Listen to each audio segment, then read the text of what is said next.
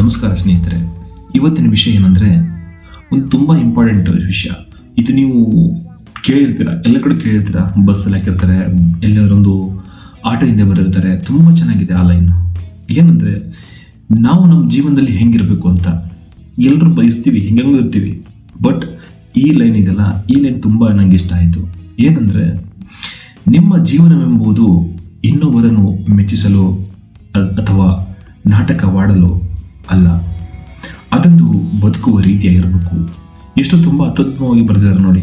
ಸತ್ಯನಂತೆ, ನಿಮ್ಮ ಜೀವನದಲ್ಲಿ ಇನ್ನೊಬ್ಬರನ್ನ ನಾಟಕ ಅಂದರೆ, ನಾವು ನಾಟಕ ಆಡಿ ಇನ್ನೊಬ್ಬರು ಯಾಕೆ ಮೆಚ್ಚಿಸಬೇಕು, ಇನ್ನೊಬ್ಬರನ್ನ ಏಕೆ ನಾವು ಖುಷಿಪಡಿಸ್ಬೇಕು, ಏನಿದೆಲ್ಲ ಅದನ್ನೇ ಮಾಡಬೇಕು.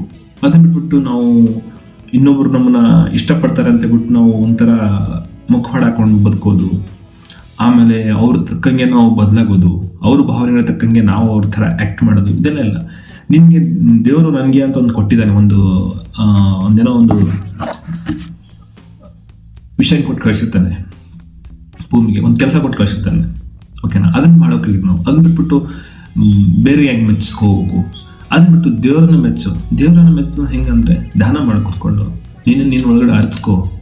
ಒಳಗಡೆ ಇರೋ ಅಗ್ನಿ ಅಂದರೆ ಒಳಗಡೆ ಇರುವ ಆತ್ಮ ಬ್ರಹ್ಮಾತ್ಮನನ್ನು ನೀನು ಸೇರು, ಒಳಗಡೆ ನಾವು ಒಂದಾಗು. ಅದೇ ಹೇಳ್ತಾರಲ್ಲ, ಅಹಂ ಬ್ರಹ್ಮಾಸ್ಮಿ ಅಂದರೆ ನೀನು ಬ್ರಹ್ಮ ಆಗು. ನೀನು ಮೆಚ್ಕೋ ಫಸ್ಟು, ಆಮೇಲೆ ಬೇರೆ ಇನ್ನೊಬ್ರು ಮೆಚ್ಚಕ್ಕೆ ಹೋಗ್ತೀಯ.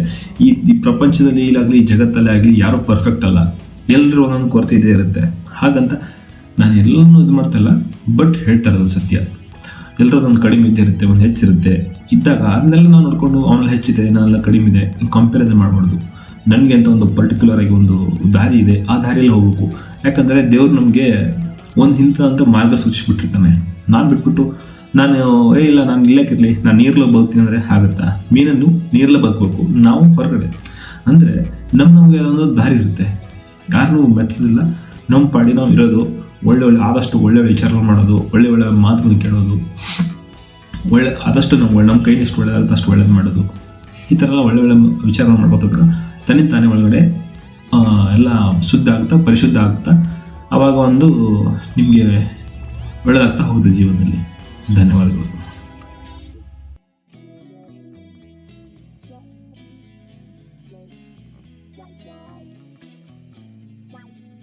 Wow.